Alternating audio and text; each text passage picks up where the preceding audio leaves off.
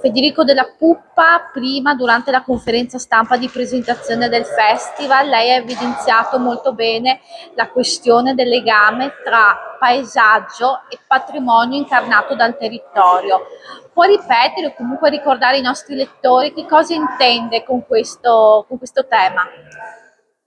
Noi siamo un paesaggio culturale, il territorio delle colline del Prosecco di Conegliano e Valdobbiadene è un patrimonio dell'umanità dal punto di vista culturale e questo è un passaggio importantissimo perché significa che noi dobbiamo valorizzare non solo il paesaggio, gli elementi naturali e trasformati dall'uomo con le sue coltivazioni delle rive, ma soprattutto dobbiamo anche proseguire nella promozione di ciò che di culturale questo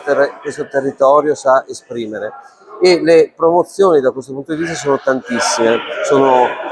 promozioni culturali a livello locale molto diffuse, sono anche produzioni di eventi di grande spessore nazionale ma anche internazionale. Ecco,